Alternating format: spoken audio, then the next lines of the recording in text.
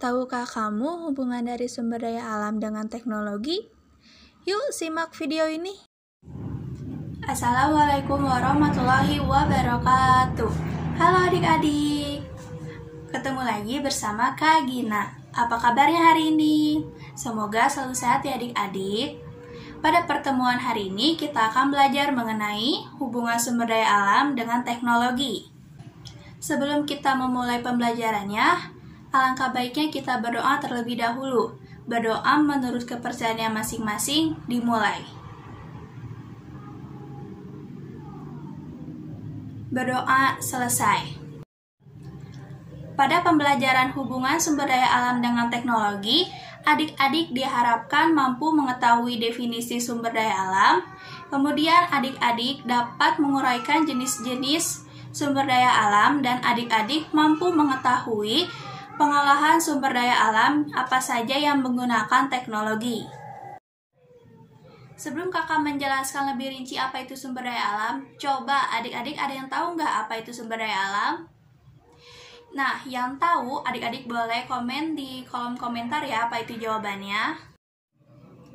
Jadi, sumber daya alam merupakan segala sesuatu yang dari alam yang dapat dimanfaatkan oleh manusia untuk memenuhi kebutuhan hidupnya. Kebutuhan hidup apa aja sih yang dimaksud? Contohnya itu seperti kebutuhan pangan, papan, dan sandang. Berikut merupakan beberapa contoh dari sumber daya alam.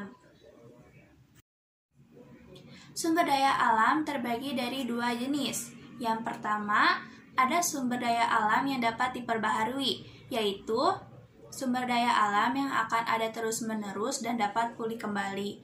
Dan yang kedua, yaitu sumber daya alam yang tidak dapat diperbaharui, yaitu yang dapat habis dan proses pembentukannya memerlukan waktu yang lama. Sekarang kita akan lebih rinci menjelaskan mengenai sumber daya alam yang dapat diperbaharui.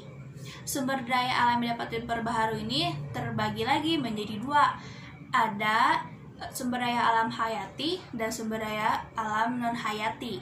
Untuk lebih jelasnya membedakan perbedaan dari sumber daya alam hayati dan non-hayati, adik-adik dapat menyimak video yang akan kakak sajikan. Selamat menonton! Perbedaan sumber daya alam hayati dan non-hayati. Sumber daya alam merupakan kekayaan alam yang bisa kita manfaatkan untuk kebutuhan hidup. Ada dua macam sumber daya alam, yaitu sumber daya alam hayati dan sumber daya alam non-hayati. Kita cari tahu tentang sumber daya alam hayati dulu ya.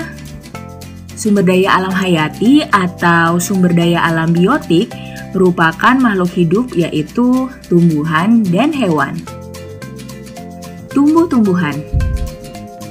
Tumbuh-tumbuhan terdiri dari dua jenis, yaitu tanaman berumur panjang dan tanaman berumur pendek. Kita bisa memanen jenis tanaman berumur panjang sampai beberapa kali setelah umurnya 5-10 tahun. Contoh tanaman ini seperti kapas dan randu, jati, dan kelapa. Sedangkan hasil panen jenis tanaman berumur pendek hanya bisa dipanen satu kali setelah berumur 3-6 bulan. Contoh tanaman ini seperti padi, jagung, kacang, dan melon. Tapi dua jenis hasil panen ini bisa digunakan untuk memenuhi kebutuhan hidup. Seperti padi dan jagung untuk bahan makanan, randu dan kapas menjadi bahan pakaian, jati untuk membangun rumah, dan masih banyak lagi. Hewan. Hewan dibedakan menjadi dua jenis, yaitu hewan ternak dan hewan liar. Hewan ternak merupakan hewan yang dibudidayakan oleh manusia, seperti ayam, sapi, kerbau, burung puyuh, dan sebagainya. Lalu hewan liar merupakan hewan yang hidup di alam liar, seperti rusa, banteng, burung, ikan laut, dan sebagainya. Hasil dari hewan-hewan ini bisa dimanfaatkan untuk kebutuhan sehari-hari. Di antaranya adalah telur, daging, susu, dan ikan untuk bahan makanan. Kulit sapi jadi bahan untuk membuat sepatu, tas, dan jaket. Sekarang kita bahas tentang sumber daya alam non-hayati yuk. Sumber daya alam non-hayati atau sumber daya alam abiotik merupakan benda-benda mati seperti tanah, air, dan barang tambang. Tanah. Setiap jenis tanah yang subur akan dimanfaatkan untuk pertanian dan perkebunan. Jenis tanah yang di sekitar kita adalah tanah gambut, tanah liat, tanah berpasir, berbatu, padas, dan lain-lain. Air.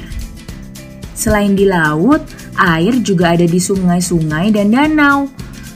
Sumber daya air dimanfaatkan untuk keperluan rumah tangga, pertanian, industri, dan perikanan. Barang tambang.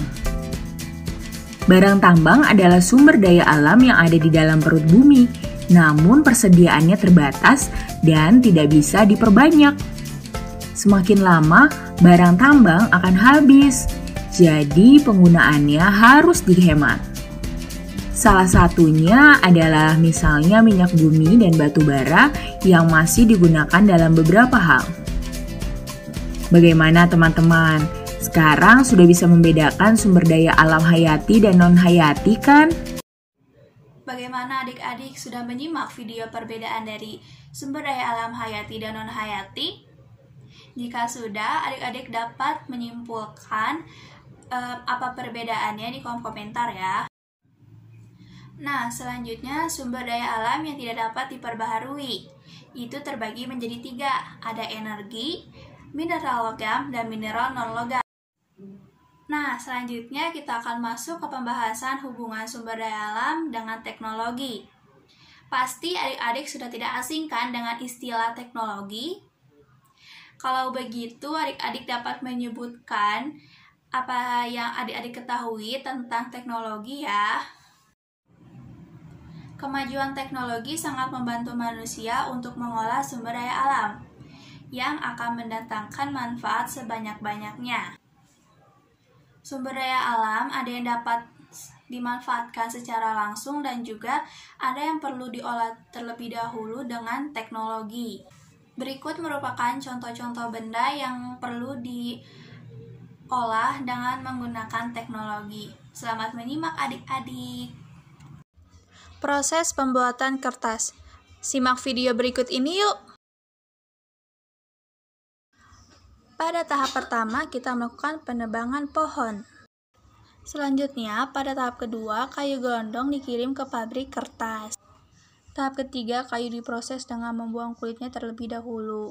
Next, kayu yang sudah bersih dari kulit dipotong kecil-kecil. Selanjutnya, kayu direbus dengan bahan kimia. Kemudian menambahkan lagi bahan-bahan kimia ke bubur kertas agar sempurna dicetak menjadi kertas.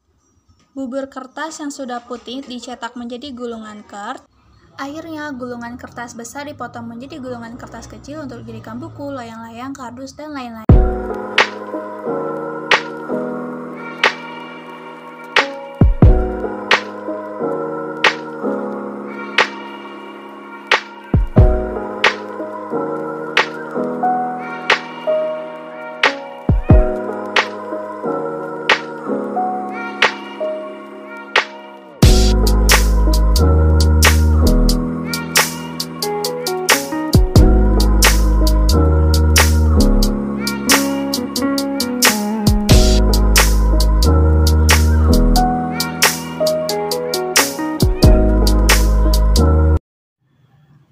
Bagaimana nih adik-adik? Apakah sudah paham materi mengenai hubungan sumber daya alam dengan teknologi? Untuk lebih paham lagi, kakak akan memberikan beberapa pertanyaan yang wajib adik-adik jawab ya. Yang pertama, apa yang dimaksud dengan sumber daya alam non-hayati? Yang kedua, sumber daya alam apa saja yang dimanfaatkan oleh manusia?